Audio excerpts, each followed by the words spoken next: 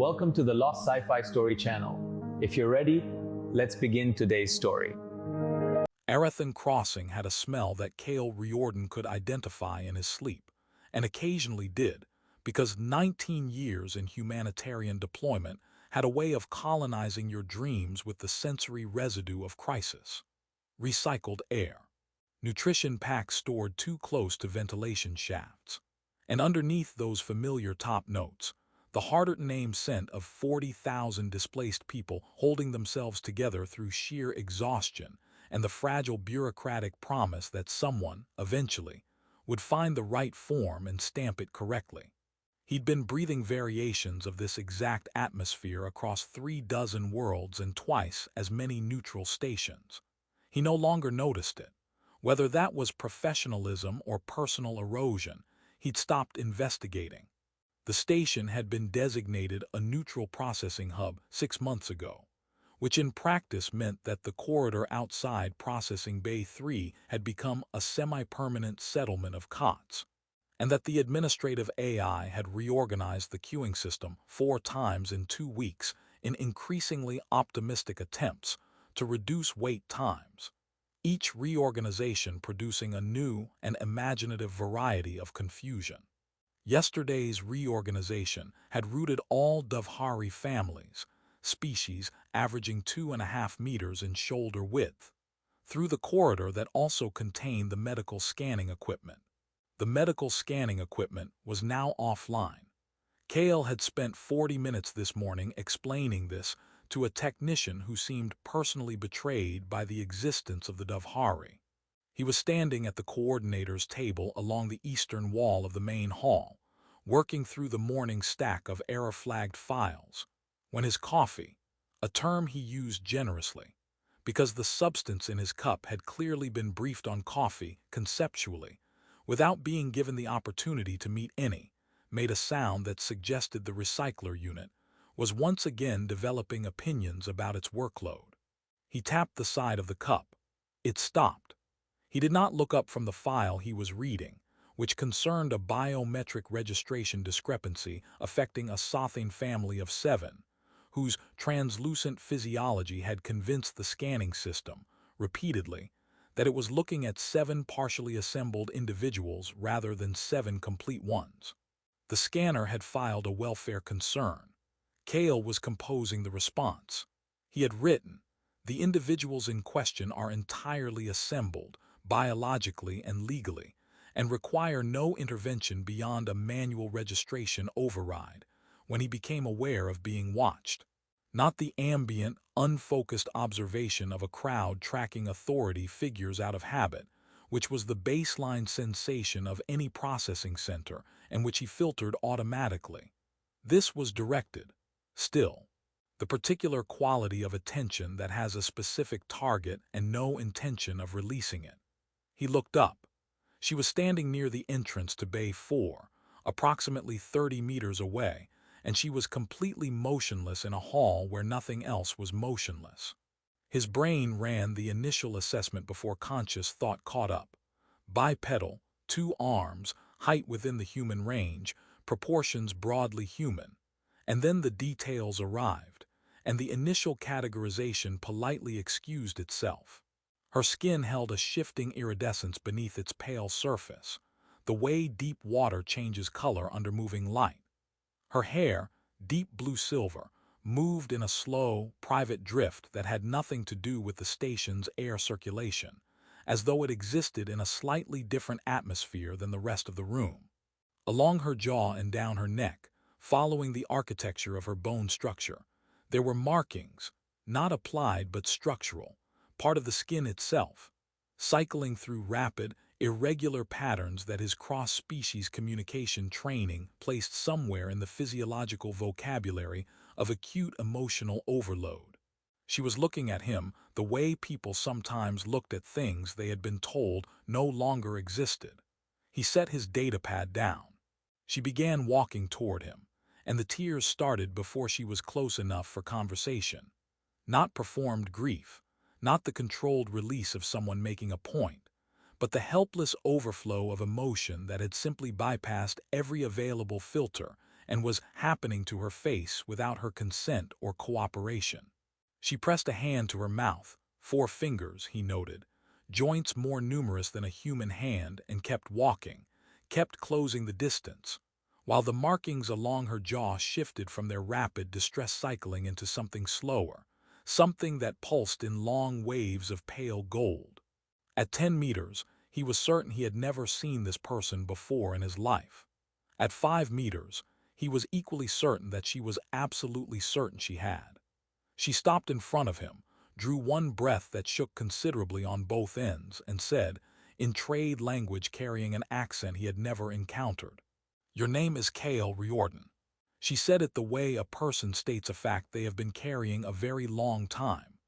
"It is," he said carefully, with the tone he reserved for conversations that were about to become something his filing system had no category for. She closed her eyes. The gold in her markings flared, brilliant and brief, like a light switched off in reverse. "My name," she said, "is Kaylee's." Behind him, the coffee recycler made another sound. He did not turn around. He did the only thing 19 years of crisis work had reliably taught him to do when a situation exceeded his immediate processing capacity. He offered someone a hot beverage. The coordinator's station kept a dispenser that produced, on a rotating basis, 4 varieties of something warm, none of which corresponded exactly to any beverage that had ever existed in nature, but all of which had the structural virtue of giving a person's hands something to hold while their mind caught up with events. He brought her the one that smelled least alarming and set it on the table between them. She looked at it with the careful attention of someone who has been surprised enough times today that they are no longer willing to assume anything about anything. "It won't hurt you," he said. "Probably. The dispenser has a cross-species compatibility filter that is, in my experience, about 93% reliable." "That is a very specific percentage," she said. "I've been tracking it personally." "Sit down." She sat and wrapped both hands around the cup without drinking, which he suspected had less to do with the 7% and more to do with the fact that she was still managing the project of existing in the same room as him without crying. A project she was handling with visible effort and mixed results. The markings along her jaw had settled into a slow pulse of gold that he was beginning to understand as the physiological equivalent of pressing both hands against a surface to confirm it was real. "You don't know me," she said. "Not a question." "I don't," he said, with the honesty he'd always found was the only thing worth offering in situations that had outgrown comfort. She nodded, as though this confirmed something she had prepared herself for and found, in the actual moment of confirmation, still landed harder than expected. Then she told him her mother's name was Sarah Vane, and the story arrived in pieces, the way all stories in this hall arrived, not clean, not linear, but real in the specific way that things are real when they have been carried a long time. 20 years ago, Sarah Vane had been a geological survey coordinator on HFY, a colony world whose atmospheric stabilization had been failing in documented stages for 3 years before it collapsed entirely and made evacuation non-optional. Cale had some memory of HFY, not vivid, the way individual deployments blurred into each other after enough of them, but he remembered the quality of the light there, orange filtered through particulate matter, and the low subsonic vibration the ground made in the final days, which the local wildlife had responded to by leaving 2 full weeks before the official evacuation order. He had always respected that about local wildlife, considerably better logistics than the average intergovernmental body. Sarah Vane had been 8 months pregnant, assigned to Transport 7, which had suffered a propulsion failure 40 meters off the ground, and dropped back to the landing pad with an enthusiasm that locked 11 people inside a rear compartment developing strong opinions about smoke. A human relief worker in an orange coordinator's vest had come through a side access hatch, assessed the situation with the brisk efficiency of someone who has seen a great many emergencies and formed a preference for not lingering in them, and told the 11 people to move toward the front of the ship. Sarah Vane had tried to argue, He had guided her forward with a firmness that did not invite counterproposal, and he had said, and here Kaylee's paused, with the texture of someone delivering a line that has become familial property through long repetition. He had said, I need you to go first because you're carrying extra cargo, and cargo is always priority. Cale had no memory of saying this. He had, however, said things of equivalent absurdity under pressure on multiple documented occasions, so he was not prepared to contest it on grounds of character. She laughed, Kaylee said. 8 months pregnant, smoke in from the rear vents, uncertain future in every direction. She laughed. It's a terrible line, Cale said. It is a terrible line, she agreed, and the gold in her markings brightened briefly. She has said so many times. She has also said she has never been able to think of it without laughing, which she considers an ongoing personal embarrassment. He had gotten the ramp open, gotten all 11 people out. He had not been on the last shuttle because the shuttle had 11 people already, and the math had not required heroism so much as basic arithmetic and a willingness to stand near the override panel. The facility collapsed within the hour. When Saravane, safe on the shuttle and then safe on the emergency vessel, and then standing in a processing center not entirely unlike this one, had asked after the human with the orange vest and the cargo joke, she had been told gently that the survivor registry from Haveth IV's ground operations contained no one matching that description. Kaylee stopped. She looked at the cup she still hadn't touched, then back at him. She did not believe them, she said. Not once, not in 20 years. The hall continued its work around them. A child arguing with a translation unit somewhere in the middle distance. A queuing system rerouting itself with characteristic misplaced optimism. The general organized noise of 40,000 people waiting for someone to locate the correct form and apply the correct stamp.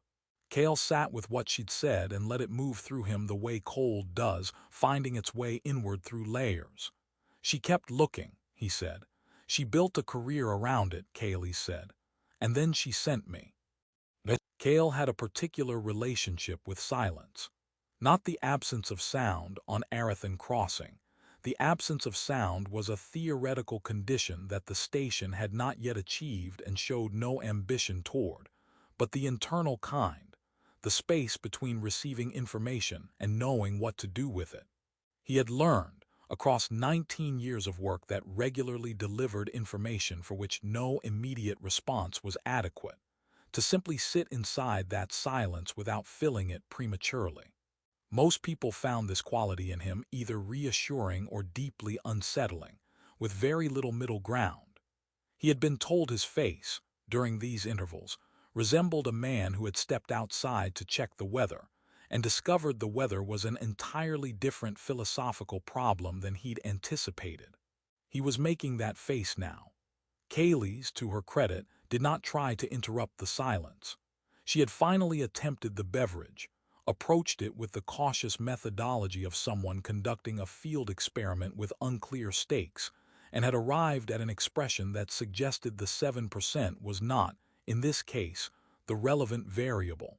The beverage simply tasted the way it tasted, and what it tasted like was a question the universe had apparently decided not to answer cleanly. It gets worse as it cools, Cale said. I had assumed it would improve, she said. I was wrong. This is becoming a theme today. He almost smiled. He filed that response in the part of his mind that tracked people worth paying attention to, which operated independently of every other cognitive process, and had never once been wrong. She set the cup down and continued. Saravane had spent the first 2 years after Haveth IV inside the formal channels. The Relief Organization's official registry, the Colonial Administration's evacuation records, the Interplanetary Emergency Services Survivor Database, which was a system so comprehensively chaotic that 3 separate academic papers had been written about it as a case study in what happened when 7 different bureaucratic traditions attempted to share a single filing architecture without first agreeing on what a file was. She had found 14 partial matches in those databases, investigated each one personally, and eliminated 13. The 14th was a notation in an orbital rescue log, a recovered life support signal, designated unknown origin, retrieved 17 hours after the Haveth IV facility collapse, filed under a reference number that corresponded to no name in any ground operations manifest. Because the ground operations manifest and the orbital rescue log had been maintained by two different divisions of two different organizations that had never, in the history of their coexistence, successfully synchronized a record. Someone survived from that section of the facility, Cale said slowly. Yes, Kaylee said, and was logged as unknown because the two systems that should have connected your name to the rescue signal were administered by organizations that did not speak to each other's databases. She paused. My mother spent 4 years establishing that. She is a thorough person. What does she do? Cale said. When she's not conducting investigations into the bureaucratic failures of interplanetary emergency services.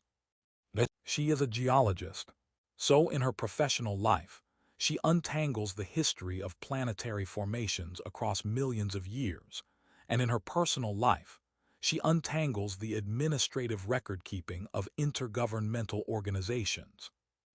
Yes, one of those sounds considerably more difficult. She says the same thing, Kaylee said, and the gold moved warmly through her jaw markings, and she is referring to the geology. He let out a breath he hadn't consciously held. The hall around them was cycling through its mid-morning rhythm, the density of the crowd shifting as the early processing sessions concluded, and the second wave began queuing, the station's ambient lighting adjusting by a degree or two toward the spectrum its designers had optimistically labeled productive warmth, which in practice meant everything looked slightly more orange, and no one felt measurably more productive. Somewhere above them on the second-level walkway, a junior administrator was explaining something to a Dovhari family with the posture of someone who had started the explanation confident and was now revising that assessment. Cale had been that administrator once. He had been that administrator many times. He was, in a technical sense, still that administrator, elevated only by the addition of years and the subtraction of surprise. He looked at Kaylee's and asked the question that had been sitting at the center of everything since she'd said her name. Why did she send you, after 20 years of conducting this herself? Kaylee's was quiet for a moment, and in the quiet he could see her deciding how to say something she had also, he suspected, rehearsed. The markings along her jaw shifted, not the rapid cycling of distress, not the warm gold of emotion held carefully, but something in between, a color he didn't have a reference for yet, something pale and deliberate. Because I'm the reason she never stopped, she said. She was in the shuttle, and the contractions had started, and she was alone and frightened, and the person who had made certain she was on that shuttle was not on it, and she made a decision in those hours, before they reached the emergency vessel, before anyone had told her anything about survivors or registries or orbital rescue logs, that if she had a daughter, her daughter would carry the name of someone who had stayed behind so that she could leave. She stopped. She named me before she knew whether you had survived. She named me so that she would never stop looking. And then she never stopped looking, and 8 months ago she found the 14th lead, and she asked me to come because... Another pause, shorter. Because she said she had spent 20 years searching for you, and she thought, when it was finally time to stand in front of you, she would simply fall apart entirely and not manage to explain any of it coherently. Cale looked at her. She was probably right, Kaylee said quietly. I very nearly didn't manage it myself, and I had prepared. You did manage it, he said. I cried before I reached you. You finished, he said. That's what counts. There was a form, somewhere in the coordinator's system, for situations in which a relief worker was required to step away from the processing floor during active operational hours. He had filled it out for colleagues on dozens of occasions. Medical need, personal emergency, equipment failure. The The category labeled other, which had over the years absorbed an impressive variety of human and non-human circumstances that the form's original designers had lacked the imagination to anticipate. He had never filled it out for himself. In 19 years, he had not once been the person who needed to step away. He filled it out now, flagged his caseload to the duty coordinator with a note that was professionally succinct and personally unprecedented, and did not examine too carefully what it meant that his hands were entirely steady while he did it. Steadiness had always been his default physical response to internal disruption. His body had apparently decided, early in his career, that visible composure was the one contribution it could reliably make, and had committed to it completely ever since. Kaylee's watched him do all of this without comment. When he was done, she said, "You don't have to. The files will be wrong in an hour regardless," he said. "They are structurally committed to being wrong. I have made peace with this." She looked at him with both rings of her eyes, amber and violet, and said nothing further, which he was coming to understand was one of the things she did instead of saying the thing she was actually thinking. He was beginning to be able to read the gap between those two events in the shifting of her markings, which was either a sign that they were communicating well or a sign that he had been doing cross-species crisis work long enough that his brain had developed independent pattern recognition systems and was running them without consulting him. Both were probably true. The commercial level of Arathan Crossing sat 2 floors above the humanitarian wing and existed in a state of aggressive cheerfulness relative to everything below it. Brighter lighting, the sound of transactions being conducted without desperation, a row of establishments that served food and beverages actually derived from their advertised sources. Saravane had chosen a place near the far end, positioned, Cale noticed, with a direct sightline to the corridor entrance. He noticed because it was what he would have done. It was what anyone did who had spent long enough waiting for something and needed, at a minimum, to see it coming. She was already standing when they came through the entrance, which told him she had not, in fact, been sitting for some time. Across 20 years and 2 decks of a neutral station, she looked first and most powerfully like her daughter. The same iridescent quality beneath the skin, the same slow drift of silver-blue hair, the same structural markings along the jaw, which on Saravane had developed the settled luminescence of something that has moved through every color of feeling over 2 decades and arrived at a kind of steady, quiet light.